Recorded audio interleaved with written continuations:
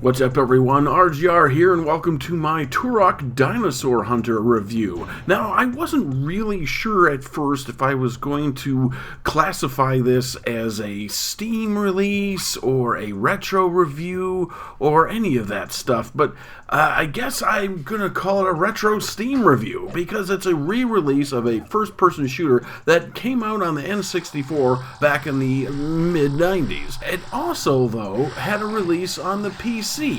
And that's where I actually had my very first experience playing Turok Dinosaur Hunter. Not on the N64, but on the PC. How was that possible? Well, back then, you could get exclusive games with certain video cards. I had a certain 3DFX video card, and it came exclusively with it, along with, I think, Panzer Dragoon and Virtua Fighter 2. All great games. So Turok Dinosaur Hunter was on there, and it worked wonderfully for the most part. It had some really crappy controls and still had some view distance problems, but I generally enjoyed the game. There's only one problem, though. It was an exclusive to that specific video card. So once I got rid of that video card, I wasn't able to play the game anymore, because if it didn't detect that specific video card, it would not install.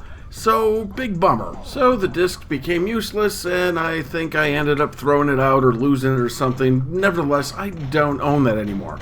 But, luckily, now we have a re-release of Turok Dinosaur Hunter on Steam with a HD, polished graphics, for the most part, a smoother and better control scheme, and hey, a field of view that ain't farther than your hand in front of your face, so that's awesome as well. But let's back up a bit. For those of you who don't know what Turok Dinosaur Hunter is, it's a first-person shooter where you play the role of Turok. Turok is charged with protecting the barrier that keeps Earth from getting invaded from the Lost Land, which the Lost Land has everything from aliens to mercenaries to dinosaurs, thus Dinosaur Hunter. It sounds kind of crazy because it is crazy, and you really don't have to think about it. All you need to know is you get to run around and shoot dinosaurs and bounty hunters and weird-looking tribal men and even aliens, and have some really awesome boss battles. And surprisingly, after all these years, this game does hold up fairly well today,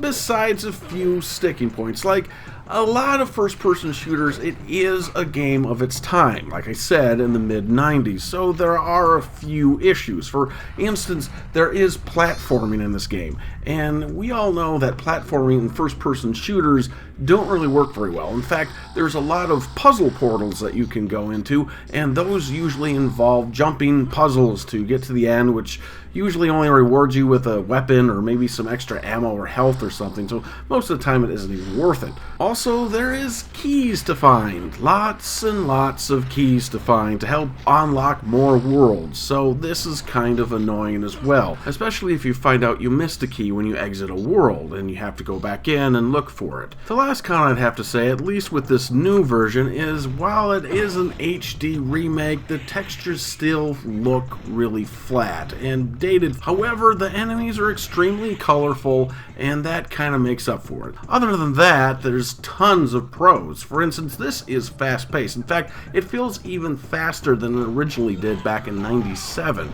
especially now that you get to use a keyboard and mouse, which makes things a lot better. Also, all the really cool weapons are there. Everything from plasma guns, grenade launchers, mini guns, basically the BFG only in Turok form, and much, much more. All of them are fun to use, and all of them are satisfying as well. And it's even better because all of the funny little death animations, at least the humans give off when you shoot them, is just immensely satisfying, even though you'll probably be seeing the same ones over and over again. Oh, and probably the best thing of all, you get to fight a cyborg T-Rex for a boss fight.